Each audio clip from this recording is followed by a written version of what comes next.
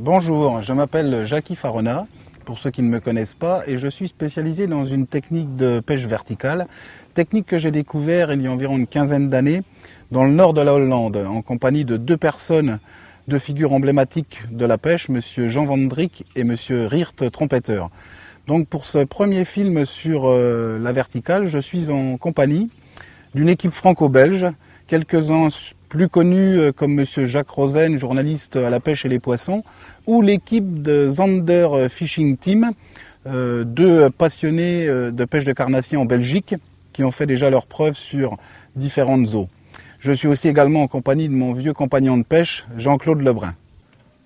Alors nous allons donc essayer de vous montrer que la technique verticale est vraiment une technique à part entière, simple, efficace, mais surtout vous montrer les différents montages qui sont intéressants dans la technique.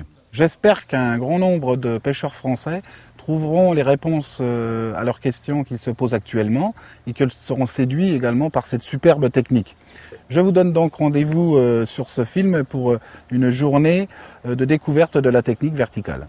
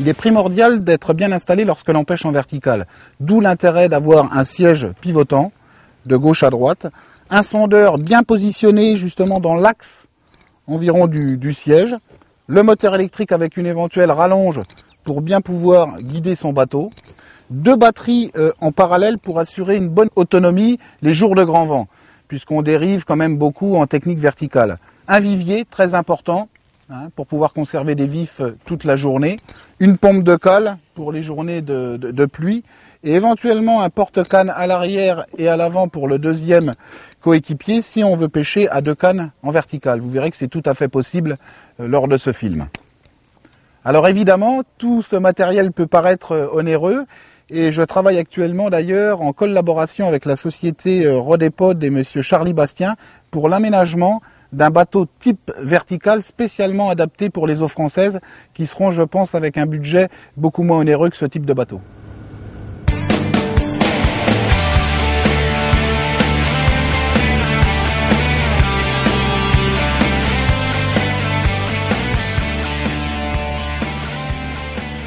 Ok, alors il existe différents types de cannes pour pêcher en verticale. En ce qui nous concerne, nous allons utiliser différentes longueurs de 1,80 m à 1,95 m.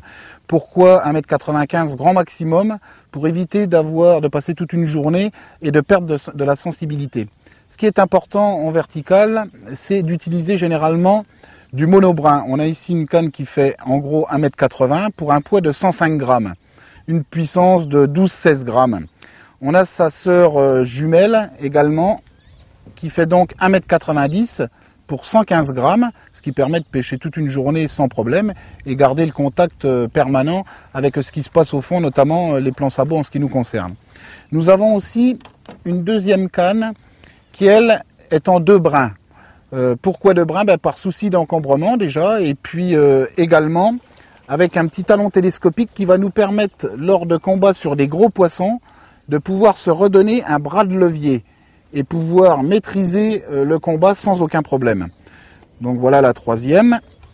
Et la dernière qui est tout simplement féerique puisque c'est une canne de fabrication artisanale, montée complètement à la main, monobrin, 1,95 m. Donc c'est la plus grande. Les moulinets pour la verticale sont généralement de faible diamètre, avec une légèreté incontestable pour pouvoir conserver un équilibre entre la canne et le moulinet. Voilà. Et permettre de passer toute une journée, encore une fois, en action sans pouvoir fatiguer. Alors il existe également différentes tresses pour l'utilisation et la technique verticale. On utilise principalement des tresses de faible diamètre.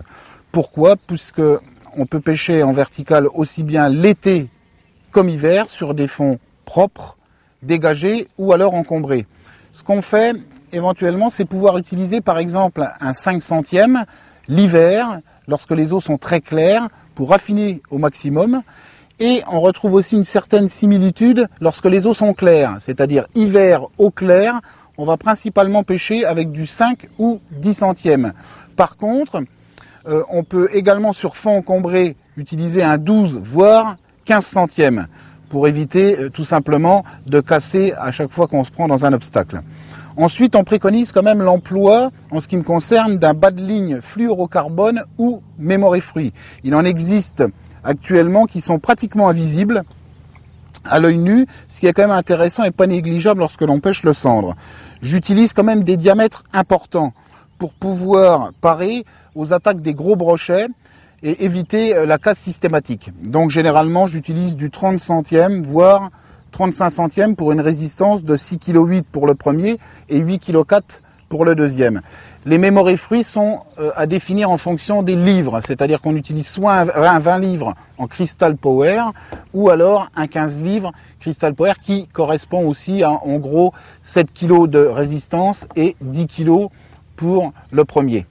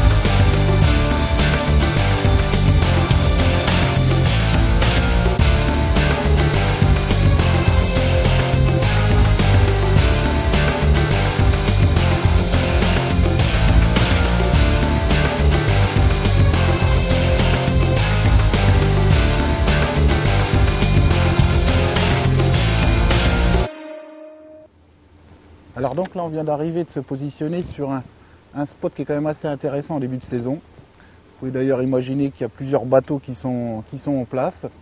Donc ce qu'on va faire pour essayer de déterminer un petit peu l'humeur des cendres, on va pêcher de trois façons différentes. Une canne positionnée sur un porte-canne avec une boule d'environ une vingtaine de grammes, un bas de ligne, un petit poisson qu'on va accrocher gentiment pour voir si les cendres sont vraiment sur leur zone de repos, souvent apathiques. Alors ici, il faut savoir qu'il y a de très très gros poissons à prendre, mais il faut savoir encore une fois avec laquelle technique et surtout quel montage utiliser. Donc là, on laisse descendre et toucher le plomb sur le fond. Voilà, on est sur 6 mètres et on va positionner la canne simplement sur le porte-canne et laisser faire. Donc la touche va se produire généralement avec une légère flexion sur la canne, ce qui nous permettra de ferrer instantanément. Tiens, touche.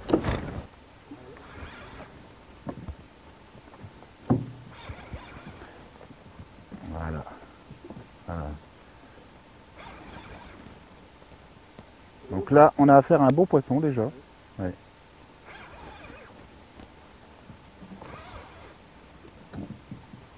Tranquillement, pas s'énerver.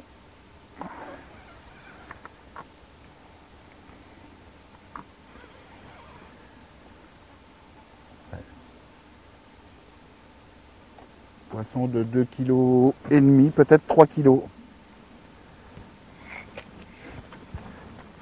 Voilà.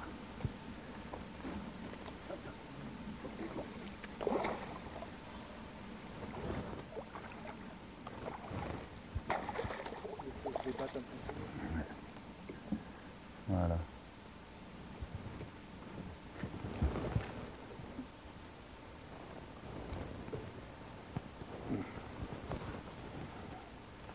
Voilà, c'est ça. Environ 2,5 kg. Beau cendre. Donc pris à la bouboule, ce qui veut dire que c'est des poissons qui ne sont pas du tout actifs. Ils sont positionnés comme ça sur le fond. Et ils prennent vraiment, vous pouvez voir que regardez sur le côté, l'hameçon est pris juste sur le bord de la gueule. C'est-à-dire qu'il a aspiré, aussitôt au ferrage, il est juste pris sur le bord. Voilà, sinon des beaux poissons, magnifiques, de toute beauté. Vraiment des très très beaux poissons. Alors là, on va procéder au montage bouboule. Donc une bille de plomb sphérique qui est montée sur un axe en corde à piano avec un émerillon bouclé au-dessus et une boucle également en dessous. Donc on utilise généralement un bout de fluorocarbone en 30 ou 35 centièmes. On vient faire un nœud ici. Donc rapidement, 1, 2, 3, 4, 5. On mouille. On serre. On coupe l'excédent. Et moi, généralement, je prends environ une longueur d'1 mètre, c'est-à-dire du bout des doigts jusque dans le creux de l'épaule ici à droite. Ce qui me donne 1 mètre environ. Je coupe mon bout à 1 mètre.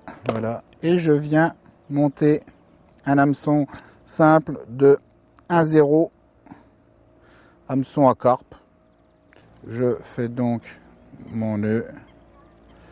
Voilà, 1, 2, 3, 4, 5.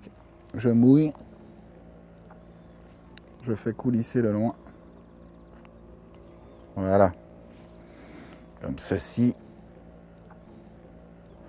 Voilà, montage bouboule d'environ 85 cm.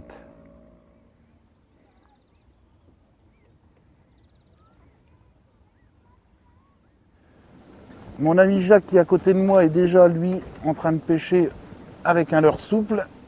Et moi je vais également essayer un shad de 4-5 pouces environ. Alors de couleur verdâtre de préférence puisque ici l'eau est claire mais avec une teinte justement verdâtre. On va essayer de retrouver la même couleur. Voilà. Avec une caudale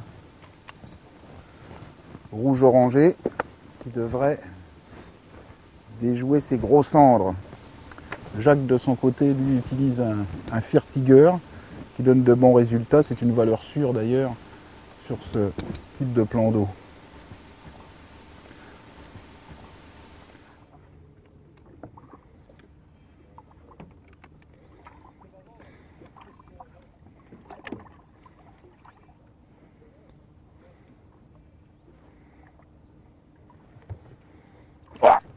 Oui.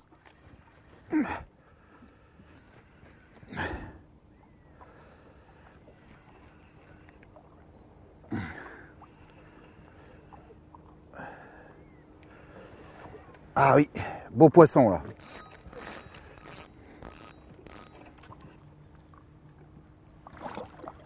Voilà.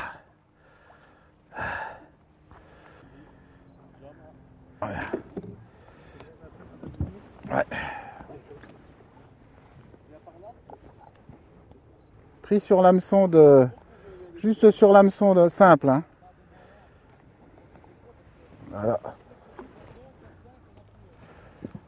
beau poisson. Alors comme vous pouvez le constater, il existe toute une gamme assez importante de leurres souples pour pêcher en vertical. En ce qui nous concerne précisément, nous allons utiliser des leurres souples de forme pisciforme. Pisciforme, pourquoi? Parce que tout simplement, ça ressemble à un petit poisson. Et donc, en différentes longueurs. Généralement, on utilise pour le cendre à partir de 2 pouces et demi, 3 pouces, 4, 5, voire 6 pouces.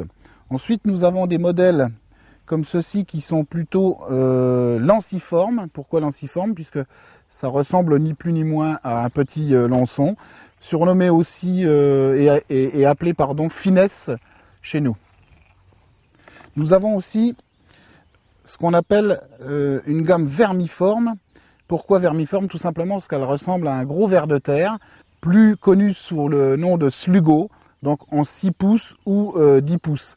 Alors ces produits sont très intéressants à utiliser l'hiver, notamment en rivière, juste après une crue, où là à ce moment-là les poissons viennent se positionner sur les bords et on utilise donc ce type de leurre, donc principalement hivernal quand même, hein. Nous avons aussi toute une gamme donc de couleurs. Bien évidemment, la recherche du cendre en vertical est liée donc à la nourriture. La nourriture du poisson fourrage et principalement de la couleur de l'eau. L'importance est à mon avis d'utiliser des couleurs claires lorsque les eaux sont claires, des couleurs foncées lorsque l'on arrive dans des grandes profondeurs, comme ceci, ou alors des couleurs un peu plus teintées, furtigeurs, on va dire, lorsque les eaux sont teintées, un petit peu mâchées. Donc bien évidemment, il ne faut pas généraliser. Il nous arrive quelquefois de prendre avec des couleurs foncées des cendres dans des eaux claires. Mais il y a certaines règles à mon avis à respecter dès le départ pour pas s'induire en erreur en fonction des couleurs. Alors bien choisir son leurre souple pour pêcher en vertical, c'est avant tout privilégier aussi la texture. On utilise nous personnellement des gommes très tendres, avec, en ce qui concerne les formes pisciformes, un flap caudal pour émettre des vibrations à bas régime. Donc l'intérêt aussi de cette gomme très tendre, c'est que souvent à l'attaque du cendre, les quelques secondes supplémentaires où le carnassier aura gardé en gueule nous permet donc de détecter la touche et d'avoir un ferrage énergique et efficace. Ensuite, on a différentes formes, comme je vous ai montré tout à l'heure, mais simplement lié encore une fois à ce flap caudal. Je reprends le même pour vous montrer ici un flap caudal, on va dire standard, qui lui encore une fois émet des vibrations à bas régime. Donc on agit directement sur la ligne latérale du poisson, on a ce réflexe d'attaque. Donc sur les zones vraiment où le poisson est apathique, on va réussir à le faire mordre. C'est un petit peu l'intérêt de la technique.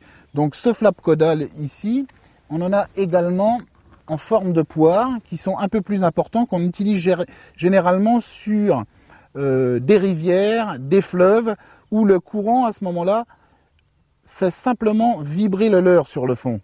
Donc il suffit de décoller le montage de quelques centimètres et la pêche se fait pratiquement toute seule. C'est quand même un avantage. Ensuite, on revient également sur ce type de leurre qui lui et comme vous pouvez le remarquer, longitudinal, mais avec un flap caudal. C'est-à-dire qu'on associe les deux, soit les vibrations qui sont émises par un shad standard et la forme, si vous voulez, d'un finesse que je vous ai montré déjà tout à l'heure.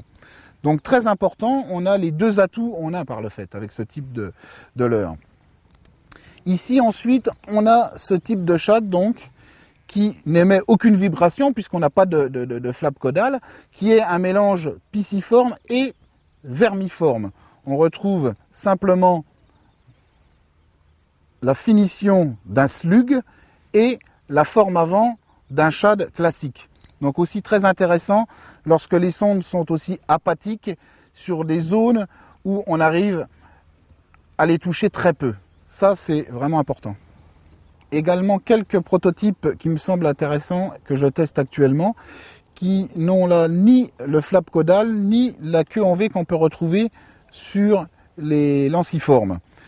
Donc nous avons quelques tests déjà intéressants, mais je vous en dirai un petit peu plus lorsque nous aurons testé les différentes couleurs qui sont actuellement sur le marché. Donc là, on va procéder à un montage de shad sur plan sabot. Donc, première chose, positionnez votre plan sabot contre le shad pour voir si éventuellement on a besoin de retailler un petit peu le shad. C'est-à-dire qu'ici, on va lui donner vraiment sa forme.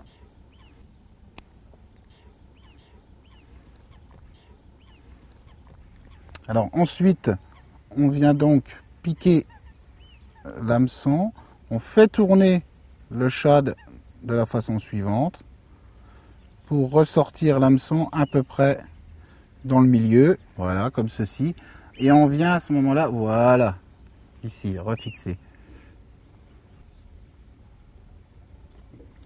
Alors on vient ensuite assurer le montage avec un petit point de colle. C'est très important car je vais vous montrer après. On vient associer le plan sabot donc sur le shad. On maintient quelques secondes et le tour est joué. On peut également peaufiner un petit peu le montage en mettant une petite goutte de colle et en venant positionner des petits yeux mobiles sur le côté du plan sabot. Voilà, comme ceci. La même chose de l'autre côté. Voilà. On maintient quelques secondes en position. Voilà.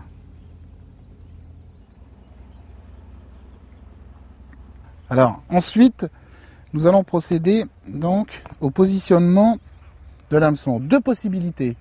Soit on vient armer en dessous et on vient locher pour ressortir au niveau de l'anneau qui a positionné sur le plan sabot. Ou alors nous venons carrément positionner l'hameçon sur le dessus comme ceci. Ce qui va nous permettre de préparer notre montage sur place. Alors là, nous allons procéder donc au montage et à la fabrication de l'empile. Donc un bout de fluorocarbone d'environ 35 ou 40 centièmes. Des petits sleeves, ici, tubes cylindriques. Voilà. On vient faire une petite boucle ici de ce côté.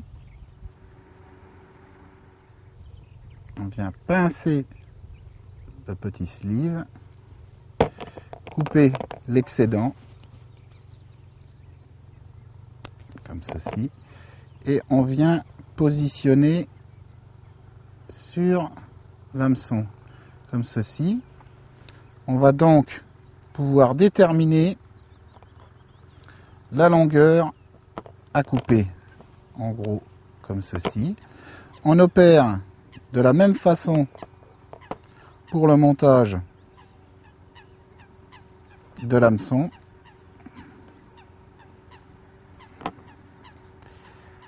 Comme ceci.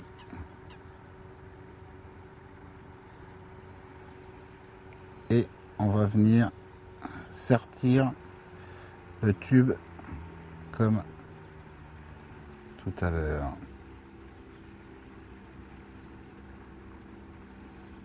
Voilà. Le tube est en place. Sertissage. 3 à 4 fois c'est suffisant. On coupe ici l'excédent. L'avantage de travailler avec ces sleeves, c'est que ça nous permet de régler la longueur. Donc là, on est sur un shad de 4 pouces, mais si on est sur un 5 pouces, on agrandit, 6 pouces également. Par contre, deux possibilités. Soit on vient se fixer ici sur l'hameçon, ou soit on peut venir éventuellement se fixer sur l'anneau de tête. En ce qui me concerne, je le préconise de l'installer ici, sans problème, avec, pour une petite sécurité, une petite rondelle en caoutchouc que l'on vient piquer comme ceci sur le dessus. Voilà. Et là, on vient positionner l'hameçon très très près de la queue comme ceci.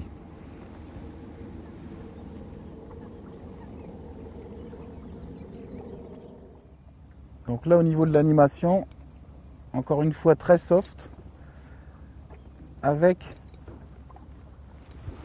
une animation qui correspond un peu à une baguette de chef d'orchestre, c'est-à-dire on part un peu du bas, comme si on ouvrait une parenthèse, mais à l'envers, du bas vers le haut. Voilà, hop. Tout petit coup de sion, léger, hop. C'est suffisant comme animation, puisque là, le bateau, il dérive dans ce sens. Donc on va imprimer des tout petits mouvements comme ça, et des soubresauts qui sont très très près du fond, avec un flap caudal qui va émettre ces vibrations comme ça, de gauche à droite. Et quelquefois, ça suffit amplement pour déclencher l'attaque. De toute façon, on n'a pas besoin d'émettre des grosses vibrations en permanence. Donc il faut quelquefois animer tout doucement certaines périodes de l'année, notamment l'hiver, pratiquement pas bouger du tout. C'est-à-dire simplement décoller le montage et laisser faire la dérive. Alors il existe 5 grammages différents pour pêcher en vertical en eau douce. Ici, nous avons devant nous donc le plan sabot en 10 grammes, 14 grammes, 18 grammes, 21 grammes et 28 grammes. L'intérêt et la particularité de ce plan, c'est de maintenir le montage toujours positionné de cette façon lorsque l'on reprend contact avec le fond. Si on utilisait un plan rond, on tomberait forcément sur le côté gauche ou sur le côté droit. De cette façon, le shad utilisé est toujours perpendiculaire et parallèle au fond pendant les animations. C'est, à mon avis, le principe essentiel de la technique verticale. Alors pourquoi 5 grammages? Il existe un petit tableau mémotechnique qui est très simple. C'est que lorsqu'on utilise par exemple un 14 grammes, pour une personne qui est habituée à pêcher en vertical, on va par exemple pêcher jusqu'à 14 mètres. Pour un néophyte, c'est différent. Il suffit tout simplement de diviser le grammage par 2, ce qui va nous donner 7, qui correspond à 7 mètres de profondeur. C'est-à-dire qu'avec un plomb de 14 grammes, on va pouvoir pêcher jusqu'à 7 mètres de profondeur. Avec un 18 grammes, on divise par 2, ce qui nous donne 9 mètres. Avec un 21 grammes, 10 mètres 50. Et avec un 28 grammes, 14 mètres.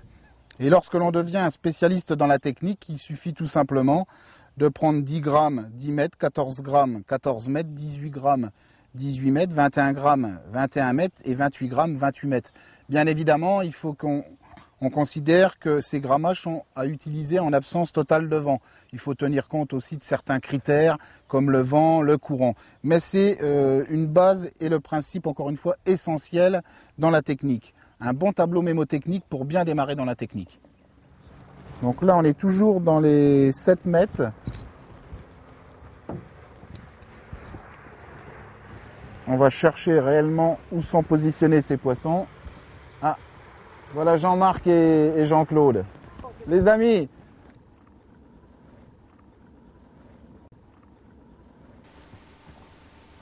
Donc on est sur une profondeur là environ de 7,20, 7,30.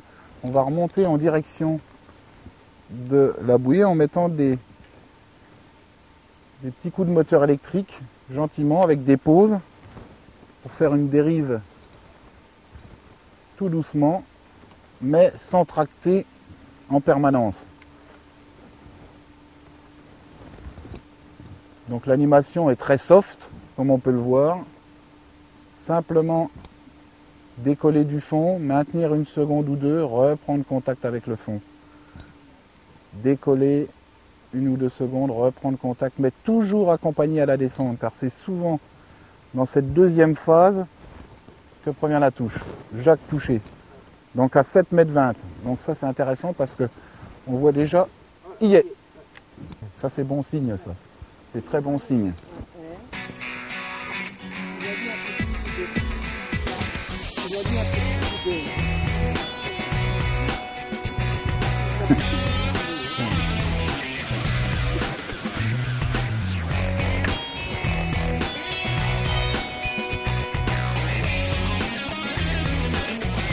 Petit coup de main, Jacques, ça va aller.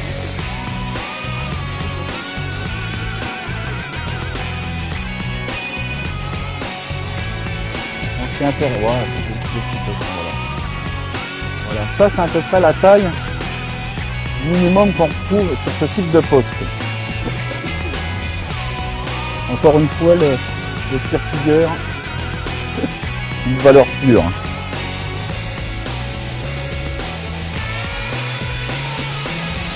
Sur le bord,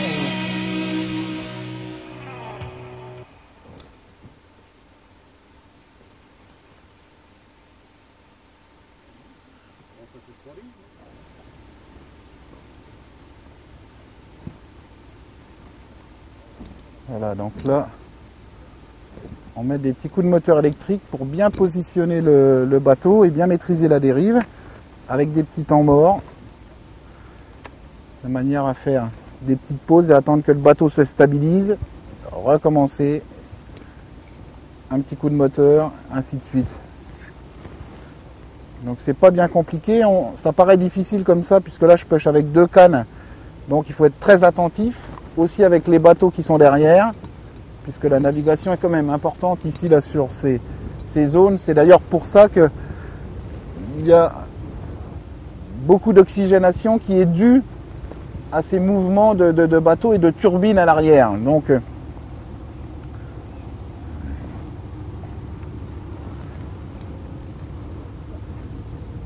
attention, oui, touche. Ouais.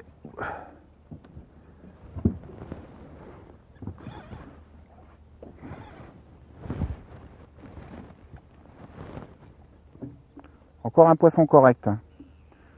Donc là, on est vraiment sur la zone. Là. On est bien positionné. On est remonté un peu sur les 6 mètres.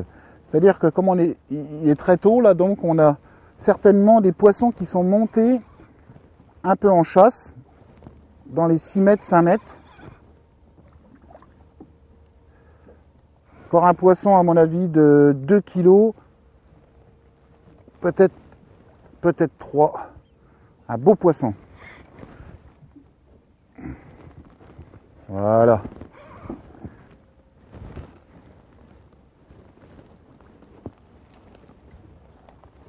Voilà. Donc encore un poisson qui est pris vraiment sur le bord de la gueule, qui se décroche très facilement d'ailleurs. Vous voyez, voilà.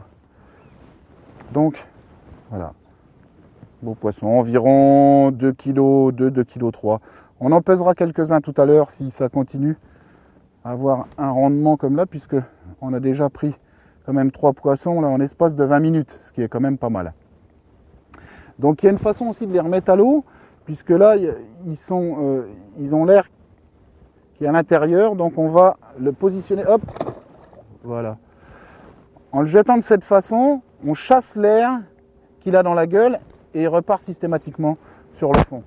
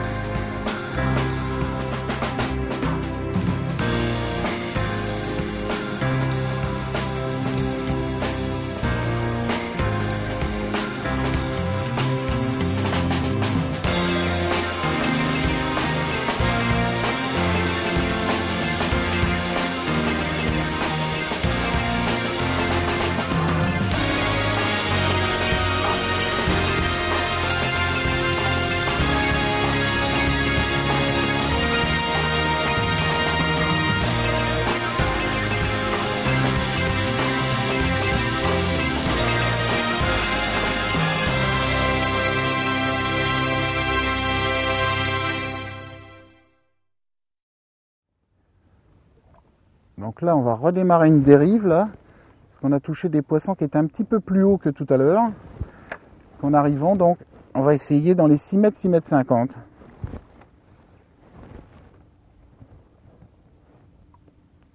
Toujours avec ce déplacement par l'arrière, avec des tout petits coups de moteur électrique, pour bien passer gentiment au-dessus de la zone, sans faire de bruit déjà premièrement.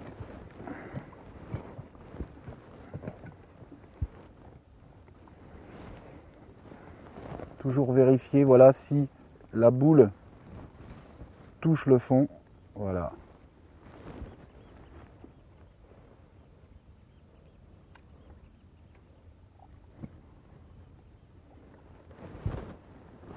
Donc l'intérêt de pouvoir pêcher avec ces deux techniques en même temps, c'est qu'en fonction de l'humeur des sondes, on voit rapidement sur quel montage on va pouvoir continuer à pêcher le restant de la journée.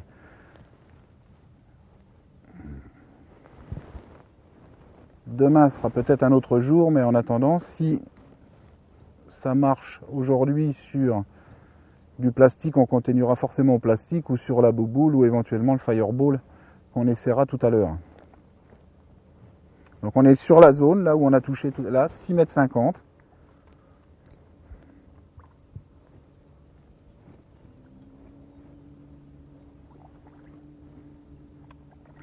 On va progresser comme ça en remontant sur cette bouée verte qu'on aperçoit là-bas. Il faut savoir qu'ici on est pratiquement dans le chenal de navigation, hein. Encore une fois, cette oxygénation qui est due au passage des bateaux est très intéressant. Mais le seul inconvénient, c'est que s'il y a un porte-container qui arrive, on doit très vite se déplacer puisqu'ils sont prioritaires et on n'a pas lieu d'être sur leur zone de passage. 6,70 m.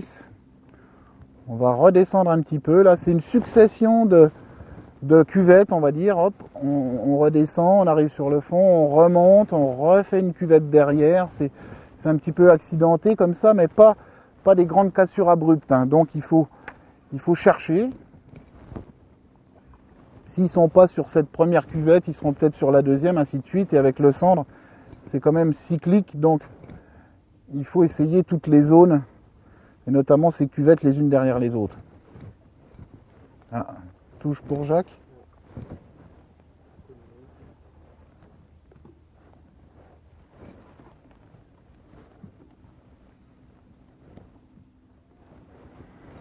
Donc, vérifier de temps en temps si on est bien sur le fond avec cette boule de plomb, cette bille sphérique qui ressemble pas à grand chose mais qui a déjà prouvé son efficacité depuis de nombreuses années.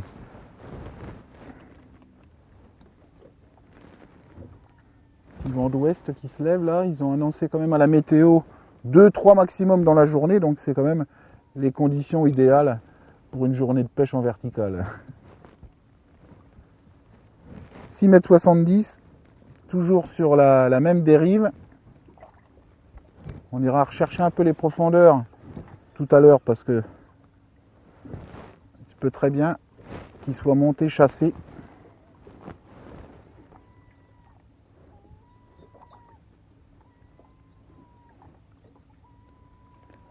« 6,80 ». On descend tout doucement. Toujours intéressant aussi d'annoncer la profondeur quand on est à 2 ou à 3 à pêcher dans le bateau, surtout avec un sondeur, parce que c'est très important aussi pour le pêcheur d'à côté de savoir exactement le dénivelé. Donc là, je viens de monter un fireball. Puisqu'apparemment on a eu des résultats sur la petite bouboule, Jacques sur les chats, donc on va essayer éventuellement le fireball si ça peut décider des gros poissons. Donc le montage que vous avez vu récemment dans la presse d'ailleurs, sur la pêche et les poissons, rédigé par l'auteur qui est à mes côtés. Alors pour le montage fireball, c'est très facile. Il suffit tout simplement de préparer un bout de tresse ou éventuellement fluorocarbone pour ceux qui le désirent, un triple numéro 6-8 en fonction de la taille des vifs utilisés et éventuellement de la longueur ici qu'on va à peu près ajuster en fonction des vifs qu'on a précisément aujourd'hui. On vient plier comme ceci, faire tout simplement un nœud. Voilà.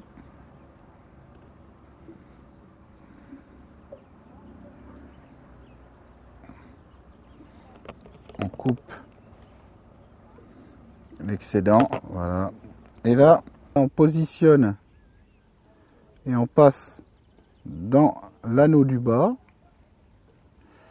pour venir repasser l'hameçon dedans, comme ceci, voilà, et on tire, voilà. Le montage va venir se mettre, voilà, ici sur l'anneau du bas. Donc là, on va monter le poissonnet sur le fireball. Donc, on va chercher son petit poisson. Voilà. On vient donc piquer sur le dessous, ressortir au niveau de la narine. On vient encore une fois remettre une petite rondelle pour éviter, voilà, que le vif s'échappe. Et le petit trip positionné sur les 3/4 arrière. Voilà, comme ceci. Voilà, on vient ensuite passer ici la graffe. Voilà, montage fireball.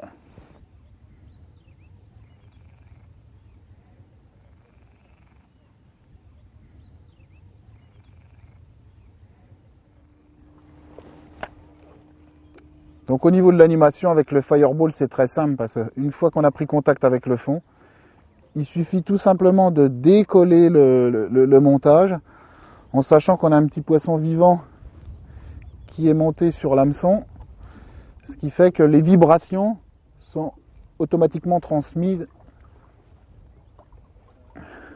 par la tresse. Donc on sent absolument des petites vibrations jusque dans le poignet. Très intéressant aussi lorsque les cendres sont intéressées uniquement par des petits poissons.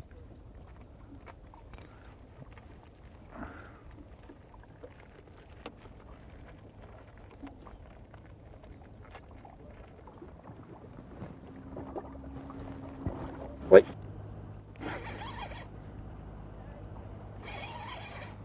Je préférerais que ça soit un cendre parce que ça serait un gros poisson, mais je pense que c'est un brochet. Oh là là, c'est un gros cendre. Épuisette, parce que là, faut pas le louper, Jacques. Derrière, s'il te plaît. Très très gros cendre. Regarde. Traite. Oh putain. Oui, mais là, j'aurais préféré que tu m'aides. Hein. Regarde ça si c'est pas beau ça. Regarde ça si c'est pas beau. C'est juste ce qu'il nous fallait. Oh popo. Oh, c'est pas beau ça, vos copains. Regarde. Un beau poisson. Voilà. Beau cendre hollandais.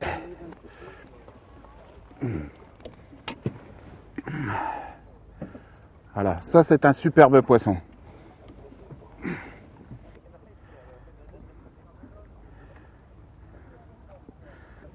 Voilà, au fireball avec une bouboule dorée.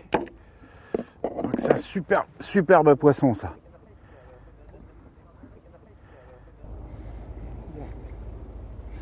Allez, remise à l'eau.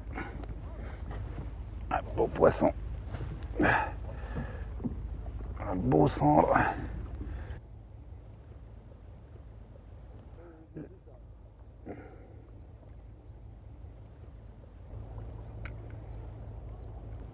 Bien le réoxygéner. Voilà, bravo, super.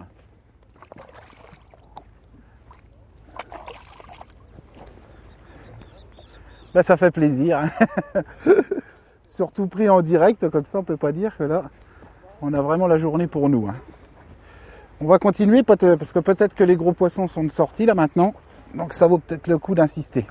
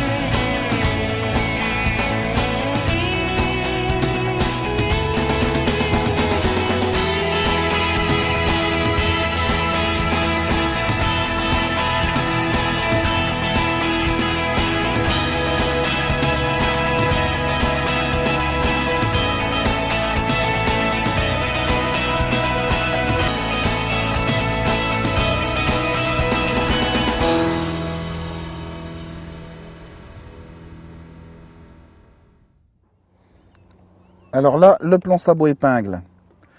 Simplement donc un plan sabot, une épingle qui a été formée, un bout de fil de fer relié donc à l'anneau de tête du plan sabot, ce qui permet tout simplement de maintenir le montage parallèle et perpendiculaire au fond. On prend ici un poisson mort que l'on vient ici comme ceci, voilà. On pique ici comme sur une monture sur le côté, on ressort de l'autre côté, on tend, voilà, et on vient tourner devant, voilà, comme ceci, voilà, comme une monture à poisson mort traditionnelle. Ensuite, il nous reste simplement à positionner environ un triple là que j'ai utilisé en numéro 4 avec une boucle qu'on va venir former ici sur l'avant. Voilà, boucle toute simple. Voilà, ici. On enlève avec une petite pince ou une paire de ciseaux l'excédent et on vient ici passer sur la boucle avant. Voilà.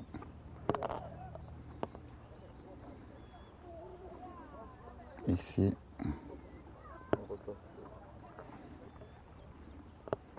Passer comme ceci. Voilà, voilà. Et on vient serrer ici comme ceci.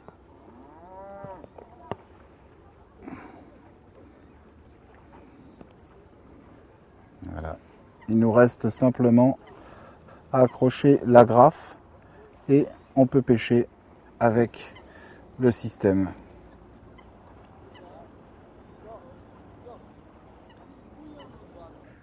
Là, l'intérêt de pêcher sur des zones comme ici, avec une équipe comme il y a là, vous avez pu voir qu'il y a l'équipe de Zander Fishing Team, réputée en Belgique, très bons pêcheurs en vertical. Et l'avantage, c'est qu'on est pratiquement les uns sur les autres. Donc, on peut passer, se croiser, repasser sans aucun problème, puisque le poisson est à tout le monde. Et ça, c'est quand même l'intérêt de cette technique. Quelquefois, ils sont vraiment centralisés sur un endroit bien précis. Oh, ça me semble joli. Hein. Beau poisson? Ah, ça semble, ouais. Attends, je vais peut-être te filer un coup de main. Bon, ça va aller. Une touche nette. Donc... Ah oui, c'est un beau poisson, ça. Ah oui. Ah. C'est un beau poisson, ça. Attends, je vais prendre la main. Tu le prends à la main? Ça va aller? Ouais. Ah oui, beau poisson. Ouais. Magnifique, ouais. Allez, là. Bravo, Jacques. J'ai pêché, Jacques. Hey.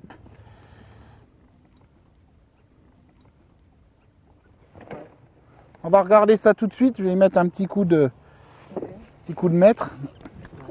Ah oui, les beaux poissons. Ouais. On va regarder quelque chose près. Tu m'en manges 5 cm. Ah oui, ça fait 80-85. Beau poisson. Bon, et ben on le retourne. Ouais, ouais.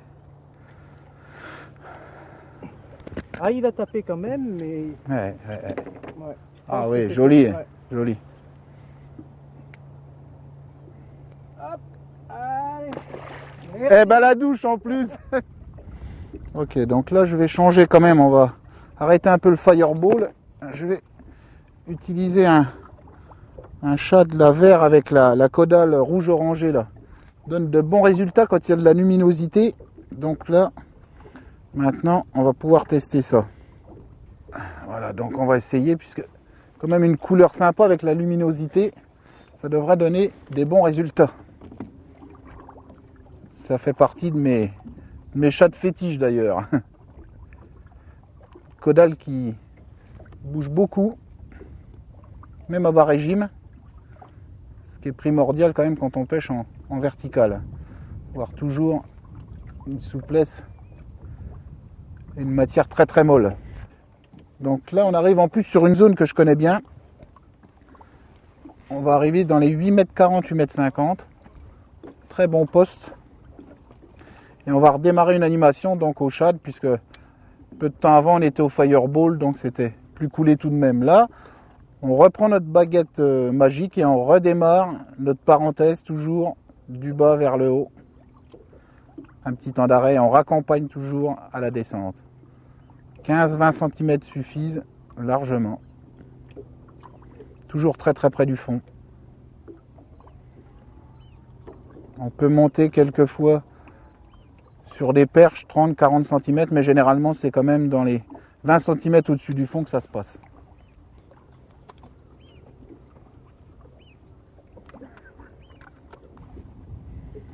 On essaye quand même de garder le sion le plus près de la surface, de manière à pouvoir ferrer amplement lors de la touche et de gagner le maximum de hauteur. C'est-à-dire que si on pêche à 50 cm au-dessus de la surface, lors de la touche, il va falloir remonter beaucoup plus haut. Alors que là, si on se positionne vraiment à ras de la surface, on va déjà gagner ces 40 ou 50 cm. Et à la touche, hop, on ferre tout de suite.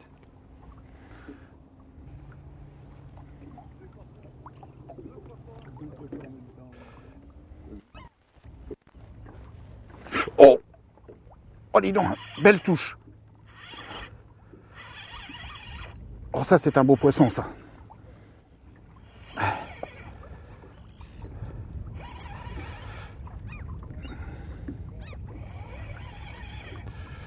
Ah oui.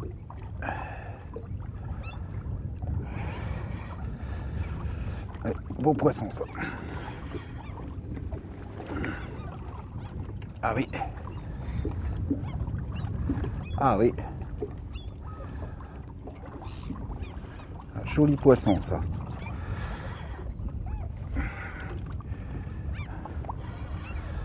Ah, brochet. Oh, c'est un beau brochet. Oh là là. Ah oui. Oh oui, beau brochet. Oh, shad.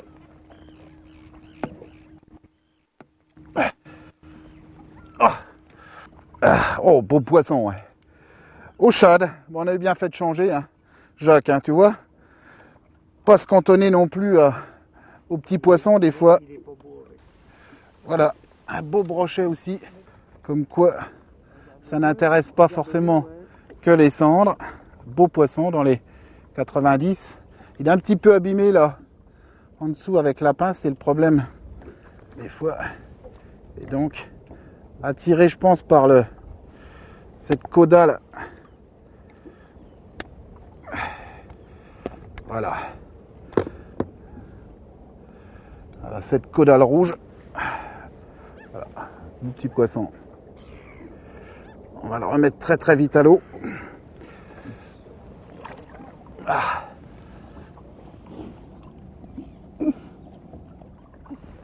Alors là, finalement, le sondeur, l'utilité principale du sondeur, c'est surtout de savoir à quelle profondeur on est, parce que beaucoup de pêcheurs à l'heure actuelle pensent que c'est ce qui nous permet de détecter les poissons. Oui, on voit du poisson, mais on ne sait jamais réellement si c'est du cendre, du brochet, de la carpe, des grosses braies. Mais l'intérêt, c'est surtout de savoir et d'aborder les zones, les tombants, les cassures, où là, on sait qu'il va falloir rendre la main, hein, remonter, reprendre contact.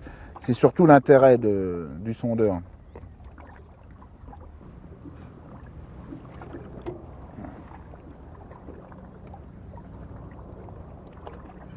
On a plusieurs possibilités aussi au niveau du positionnement de la main par rapport à la canne. C'est que principalement, moi je l'utilise quand même dans ce style pour avoir le contact permanent et le sion très près de l'eau. On peut aussi la positionner comme ceci, puisque là je pense que au niveau tactile et surtout lors d'un ferrage, si on l'utilise de cette façon, on va devoir monter au maximum pour pouvoir assurer un ferrage correct. Alors que si on positionne la canne comme ceci avec le sion très près, à la moindre sensation, hop, on est déjà au ferrage et en contact. Donc ça c'est important aussi. Bon positionnement, parce que quelquefois les touches peuvent être insignifiantes ou fulgurantes en fonction de l'humeur du cendre. Très important d'être toujours le plus près possible de la surface de l'eau. Ça, c'est primordial quand on veut démarrer dans la technique.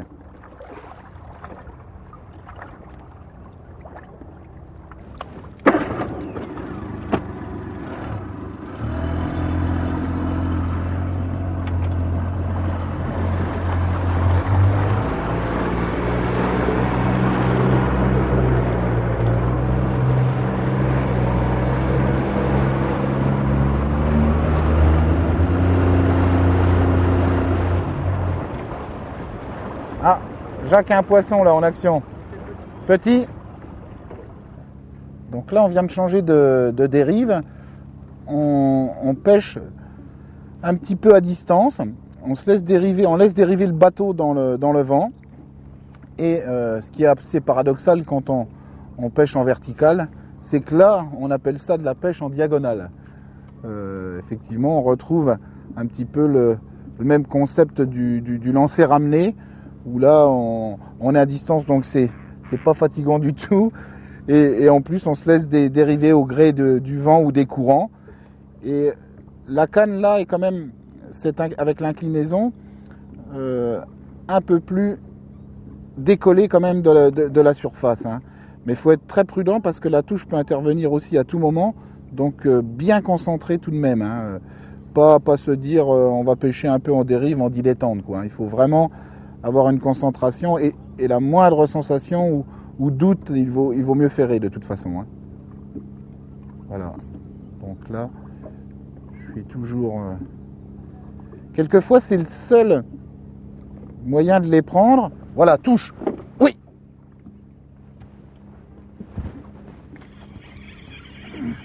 Oh, putain.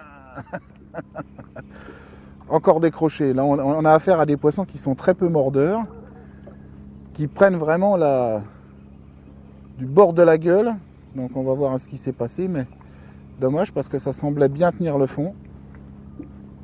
Ouais. Donc ça a été pris sur l'arrière. Hein. C'est le souci d'avoir uniquement un hameçon simple. On peut réadapter un petit montage avec un petit triple, mais bon. Quand ce sont vraiment des beaux poissons, isongames, on retrouve quelquefois littéralement dans le fond de la gorge des cendres. Hein. Donc toujours une dérive très très lente. On a de la chance puisque là on a pratiquement pas de vent, juste de quoi dériver le bateau. On ne se sert même plus du moteur électrique. C'est vraiment intéressant. On peut parcourir comme ça des centaines et des centaines de mètres. Donc c'est une prospection qui est quand même assez intéressante. Où on fait énormément de terrain. Contrairement à d'autres techniques où on est obligé de mettre les poids, relever, où on perd énormément de temps. Là, on pêche en permanence là, et on prospecte énormément de terrain.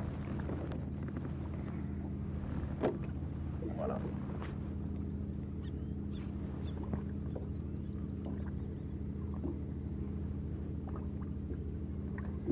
Donc toujours les deux cannes qu'on a installées ce matin. Hein, donc une bille de plomb sur un bas de ligne d'environ 1 mètre. Là, j'ai une touche là. Voilà.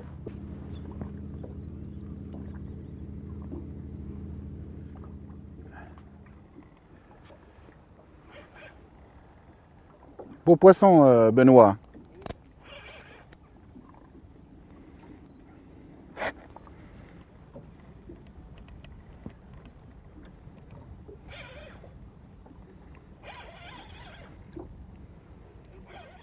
Ouais.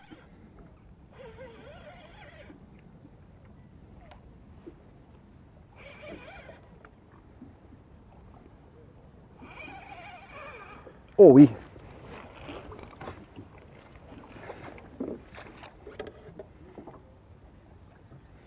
Beau poisson, alors on va l'épuiser celui-là. Voilà.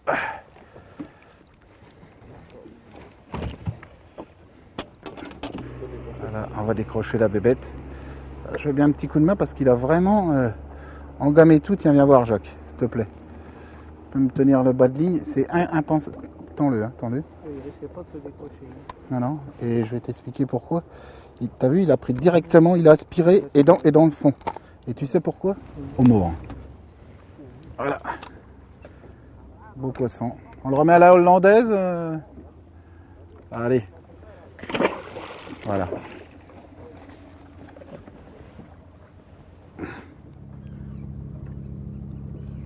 L'avantage de cette technique verticale aussi, c'est la multiplicité des différents montages qu'on peut utiliser sur la même journée, sur le même bateau. C'est-à-dire que si on est à 2 pêcheurs, on peut très bien démarrer un montage donc avec la boule, un montage avec le fireball. Un autre pêcheur utilisera à ce moment-là un shad, un finesse, un slug, ce qui permet de voir rapidement, en fonction de l'humeur descendre bien évidemment, ce qui peut les intéresser le jour J.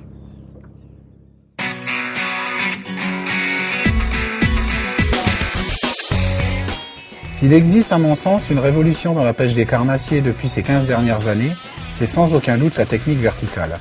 Elle permet de toucher du poisson régulièrement et s'adapte généralement à toutes les situations.